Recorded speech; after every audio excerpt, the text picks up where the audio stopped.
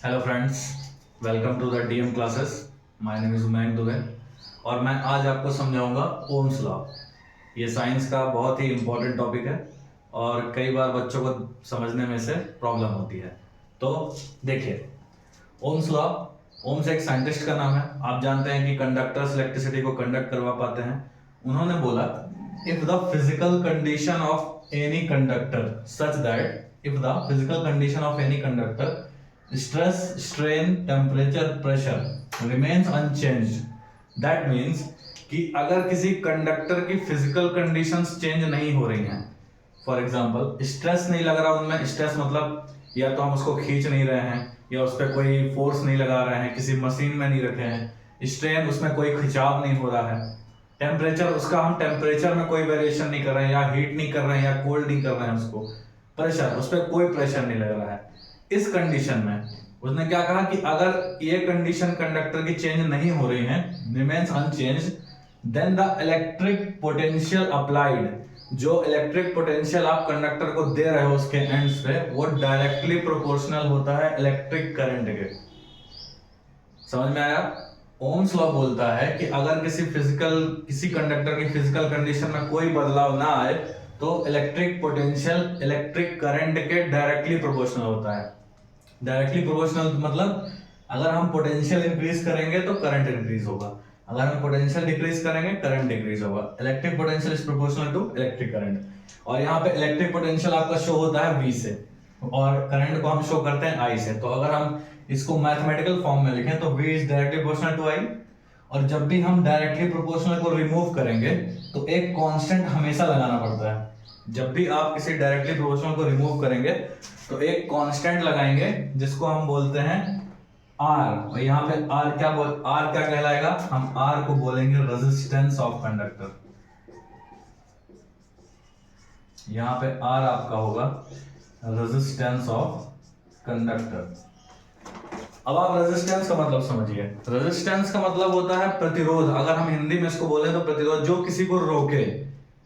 मैंने आपको पिछली क्लासेस में बताया था कि जो कंडक्टर्स होते हैं उनमें फ्री इलेक्ट्रॉन्स होते हैं जिनकी वजह से वो इलेक्ट्रिक करंट को पास करवा सकते हैं। लेकिन इस दुनिया में अगर अच्छे लोग हैं तो बुरे लोग भी हैं। अगर कुछ इलेक्ट्रॉन्स कंडक्शन करवा रहे हैं तो कुछ ऐसे भी होंगे जो उसके कंडक्शन को रोकने की कोशिश करेंगे।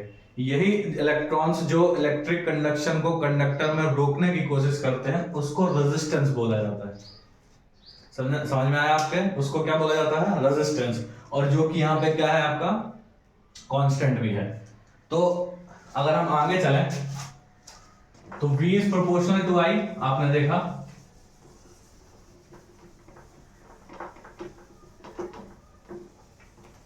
Now listen, if V equal to RI then R equal to V upon I। Okay, resistance equal to क्या होगा? Potential divided by electric current. अब इसमें आता है कि इसकी यूनिट क्या होती है। आपको क्वेश्चंस में सबसे ज्यादा पूछी जाती है इसकी standard international units, that means ऐसा यूनिट। तो आप यूनिट ऐसे बना सकते हैं, R equal to V upon I। अगर हम बात करें पोटेंशियल की यूनिट तो पोटेंशियल की यूनिट होती है वोल्ट। हम वोल्ट से इसको मेजर करते हैं। और अगर हम करंट की यूनिट देखें तो करंट की यूनिट क्या होती है? एम्पियर। तो रेजिस्टेंस की यूनिट क्या होगी? वोल्ट पर एम्पियर। अगर इसकी वोल्ट है और इसकी एम्पियर है तो रेजिस्टेंस की यूनिट क्या होगी? वोल्ट पर एम्पियर। हम इसको वोल्ट पर एम्पियर भी पढ़ सकते हैं। पर इस लॉ को किसने बनाया था? ओम। तो उनके सम्मान में इस वोल्ट पर एम्पियर को ओम लिखा जाता है। तो ऐसा यूनिट ऑफ रेजिस्टेंस इज ओम। और यह इसका आप साइन बनाएंगे तो इसका साइन कुछ इस तरह का होता है। मैंने इसका नाम दिया हेडफोन। आपने हेडफोन लगाया होगा, हेडफोन के जैसे होता है, इसलिए आप याद रख सकते हैं कि ये ओम है।